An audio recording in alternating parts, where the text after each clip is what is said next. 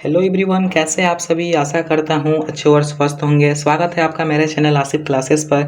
आज आपके लिए हम ला चुके हैं हिंदी के थर्ड लेसन जो संपूर्ण क्रांति है, जिसके रचयिता जयप्रकाश नारायण है। उसका वीवीआई ऑब्जेक्टिव क्वेश्चन जो आपके 2025 के एग्जाम के लिए बहुत इंपॉर्टेंट है। इस चैप्टर में जितने भी ऑब्जेक्टिव मैंने करवाया है वो 100% इसी के ही अंदर से आएगा। इससे बाहर कुछ नहीं जाएगा, कुछ नहीं आएगा, ठीक है। इसके ही अंदर से आने वाला है। तो चलिए शुरू करते हैं। और हाँ, आप मैंने पहले और दूसरे चैप्टर दोनों चैप्टर को मैंने करा दिया है, ठीक है। पहला जो चैप्टर है और दूसरा चैप्टर है, ये दोनों मैंने चैप्टर का वीवीआई ऑब्जेक्टिव करा दिया है। अगर आपने नहीं देखा है तो जाकर देख लीजिए, ठीक है। पहला क्वेश्चन आपके स्क्रीन पर है। पहला क्वेश्चन क्या कह रहा है कि व्यक्ति से नहीं, हमें तो नीतियों से झगड़ा है, सिद्धांतों से झगड़ा है, कार्यों से झगड़ा है। उक्त संभाषण किस समाजवादी लेखक का है, ठीक है। ये कौन बोलता है कि व्यक्ति से नहीं, हमें तो नीतियों से झगड़ा है, सिद्धांतों से झगड़ा है, कार्यों से झगड़ा है।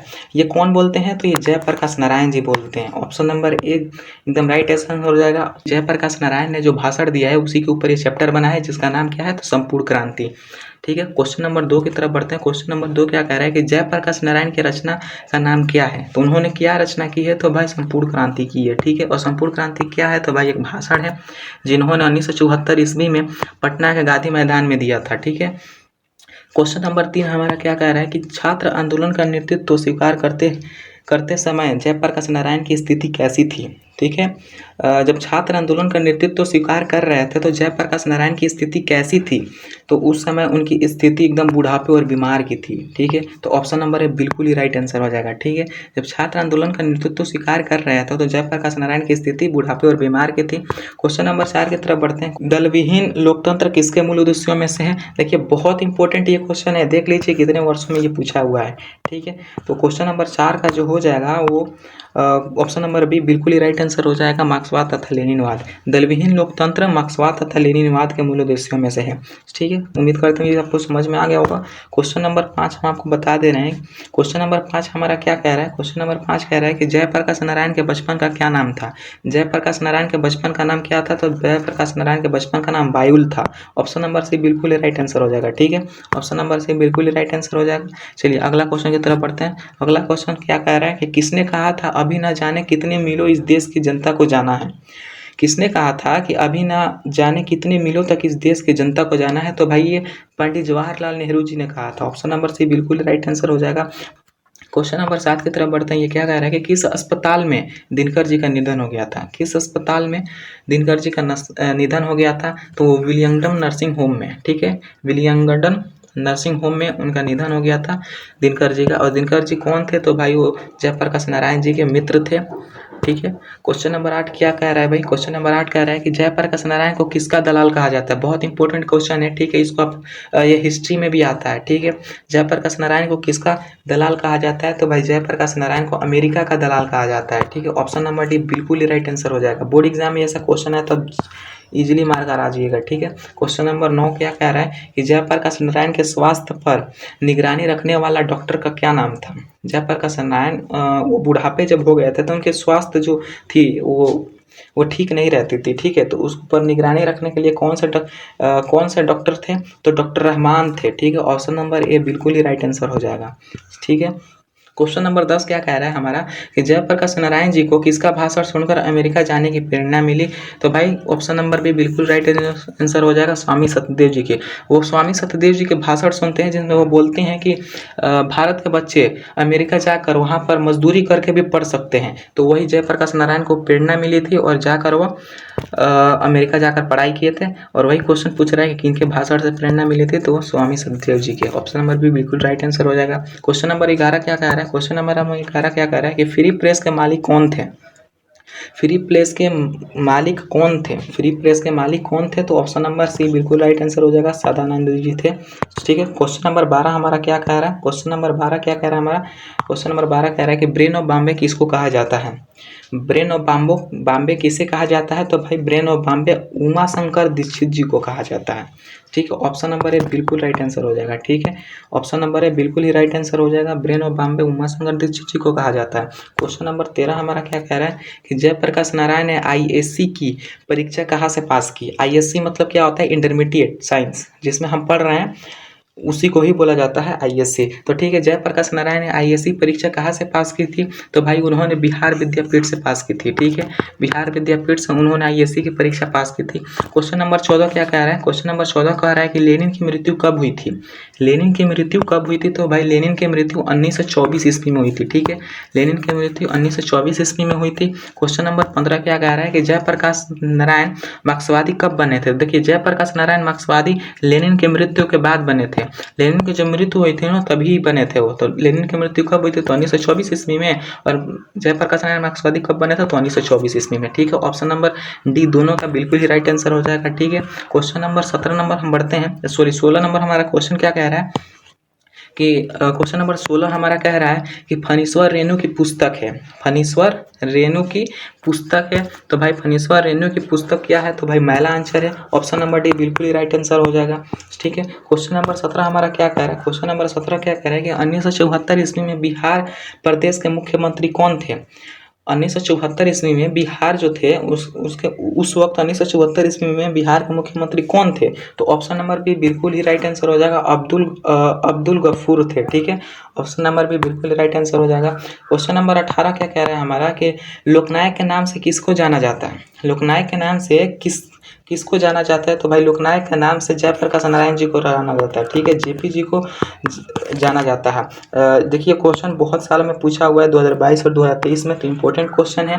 ठीक है, लगाते चलिएगा आप लोग। क्वेश्चन नंबर 19 क्या कह रहा है हमारा? क्वेश्चन नंबर 19 कह रहा है कि जयप्रकाश नारायण का जन्म कब हुआ था? जयप्रकाश नारायण जी का जन्म कब हुआ था? तो भाई जयप्रकाश नारायण जी का जन्म 11 अक्टूबर 1902 ईस्वी को हुआ था। जयप्रकाश नारायण जी का जन्म 11 अक्टूबर 1902 ईस्वी को हुआ था। ऑप्शन नंबर ए बिल्कुल ही राइट आंसर हो जाएगा। क्वेश्चन नंबर 20 की तरफ हम बढ़ते हैं। क्वेश्चन नंबर 20 क्या कह रहा है कि जयप्रकाश नारायण जी की पत्नी का क्या नाम था? जयप्रकाश नारायण जी की पत्नी का नाम क्या था? तो भाई प्रभावती देवी था। ऑप्शन नंबर सी बिल्कुल ही राइट आंसर हो जाएगा। ठीक है, जयप्रकाश नारायण जी की पत्नी का नाम प्रभावती देवी था। क्वेश्चन नंबर 21 क्या कह रहा है हमारा कि रिकंस्ट्रक्शन ऑफ इंडिया पॉलिटी किसकी रचना है? रिकंस्ट्रक्शन ऑफ इंडियन पॉलिटी किसकी रचना है? तो भाई ये जयप्रकाश नारायण जी की ही रचना है। ठीक है, ऑप्शन नंबर डी बिल्कुल ही राइट आंसर हो जाएगा। क्वेश्चन नंबर 22 हमारा क्या कह रहा है? प्रजा सोशलिस्ट के पार्टी का गठन कब हुआ था? तो भाई प्रजा सोशलिस्ट के पार्टी का गठन 1952 ईस्वी में हुआ था। ऑप्शन नंबर ए बिल्कुल ही राइट आंसर हो जाएगा। क्वेश्चन नंबर 30 क्या कह रहा है कि जयप्रकाश नारायण को भारत रत्न की उपाधि कब दी गई थी? देखिए, जयप्रकाश नारायण भारत रत्न से भी पुरस्कारित थे।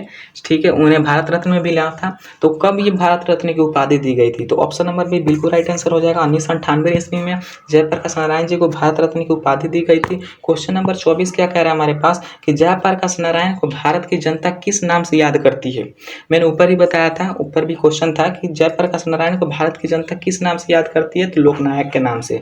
ठीक है, जयप्रकाश नारायण जी को लोकनायक भी कहा जाता है, लोकनायक कहते हैं लोग उनको, और अमेरिका का दलाल भी कहा जाता है उन्हें। ठीक है, क्वेश्चन नंबर 25 की तरफ हम बढ़ते हैं। क्वेश्चन नंबर 25 हमारा क्या कह रहा है कि जयप्रकाश नारायण ने संपूर्ण क्रांति वाला ऐतिहासिक भाषण कहाँ पर और कब दिया था? ठीक है, कहाँ दिया था और कब दिया था? तो भाई पटना में 5 जून 1974 ईस्वी को दिया था। पटना में कहाँ पे? तो पटना में गांधी मैदान पर 5 जून को 1974 ईस्वी को जयप्रकाश ने संपूर्ण क्रांति का भाषण दिया था। ठीक है, ये एक ऐतिहासिक भाषण है। क्वेश्चन नंबर 26 क्या कह रहा है? क्वेश्चन नंबर हमारा 26 क्या कह रहा है कि जयप्रकाश नारायण ने किस साल छात्र आंदोलन का नेतृत्व किया था? जयप्रकाश नारायण ने किस साल छात्र आंदोलन का नेतृत्व किया था? तो भाई ये 1974 ईस्वी में नेतृत्व किए थे। ठीक है, जयप्रकाश नारायण जी ने 1974 ईस्वी में नेतृत्व किए थे। ऑप्शन नंबर सी बिल्कुल ही राइट आंसर हो जाएगा। क्वेश्चन नंबर 27 हमारा क्या कह रहा है? क्वेश्चन नंबर 27 क्या कह रहा है कि जयप्रकाश नारायण जी के पिता का नाम क्या था? जयप्रकाश जी के पिताजी का क्या नाम था? तो भाई हर्षुल दयाल था। ठीक है, हर्षुल दयाल था पिताजी का नाम। ऑप्शन नंबर बी बिल्कुल ही राइट आंसर हो जाएगा। क्वेश्चन नंबर हमारा 28 क्या कह रहा है कि संपूर्ण क्रांति क्या है? बहुत इजी क्वेश्चन है। संपूर्ण क्रांति क्या है? हम ऊपर से ही पढ़ते आ रहे हैं कि संपूर्ण क्रांति एक भाषण है, एक ऐतिहासिक भाषण है। ठीक है, यहाँ पर ऑप्शन में सिर्फ भाषण है, तो ऑप्शन नंबर बी बिल्कुल ही राइट आंसर हो जाएगा। अगले क्वेश्चन की तरफ बढ़ते हैं कि संपूर्ण क्रांति किसकी रचना है? संपूर्ण क्रांति किसकी रचना है? तो जयप्रकाश नारायण जी की है। ऑप्शन नंबर डी बिल्कुल ही राइट आंसर हो जाएगा।